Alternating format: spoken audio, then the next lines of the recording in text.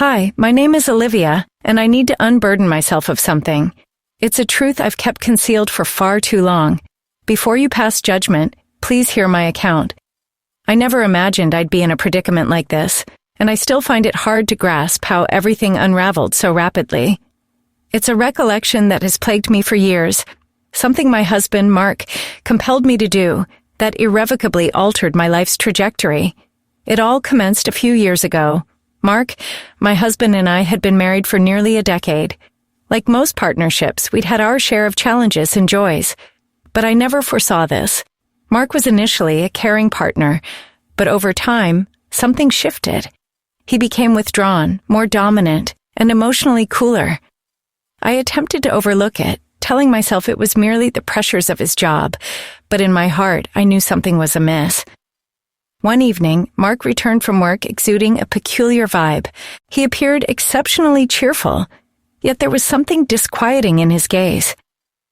We had supper as usual, and just as I was about to take away the plates, he requested I take a seat. His tone was grave, so I obliged, my pulse beginning to quicken, sensing that this discussion wasn't going to be typical. "I've been reflecting," he began, his gaze not meeting mine.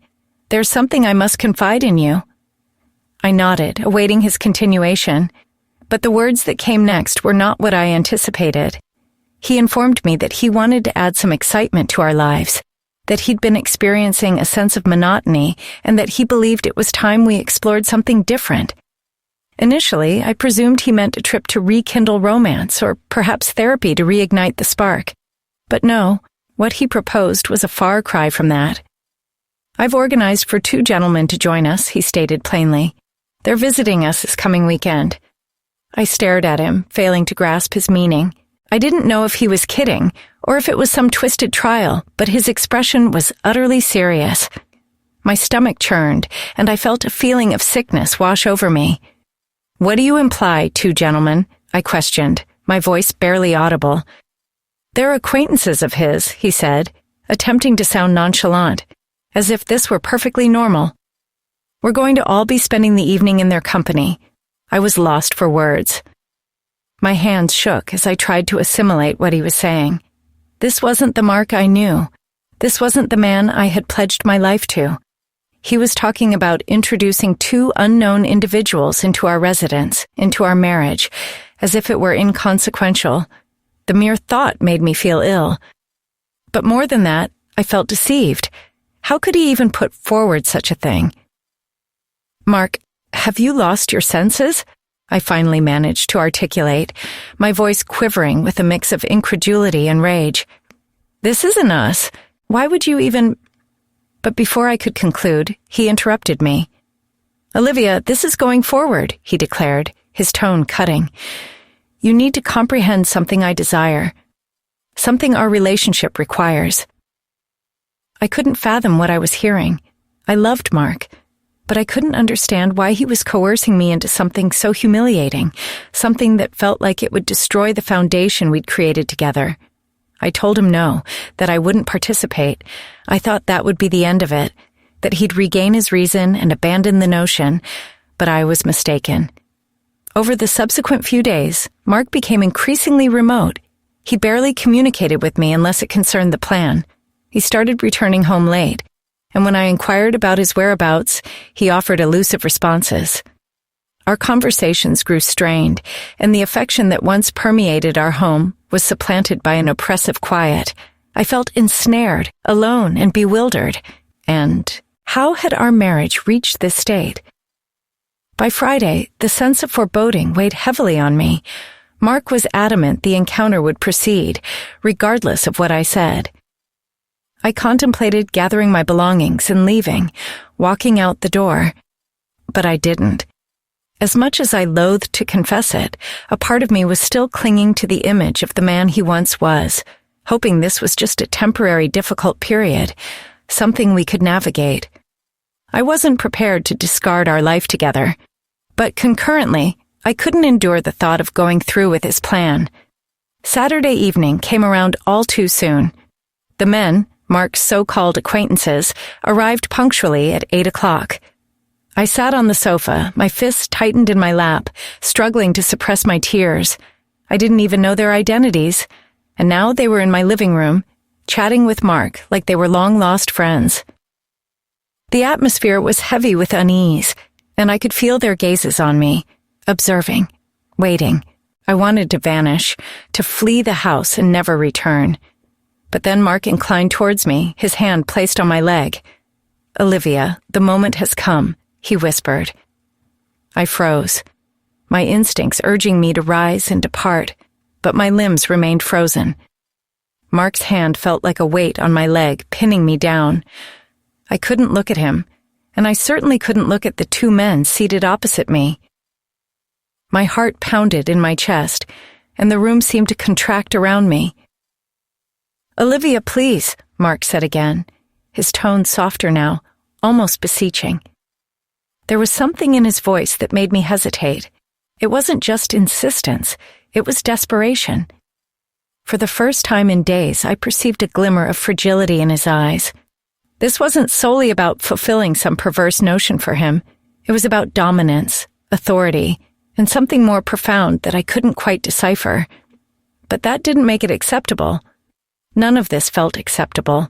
"I'm unable to proceed with this, Mark," I finally whispered, my voice breaking. "This doesn't represent us." He let out a deep sigh and sat back, massaging his forehead in frustration.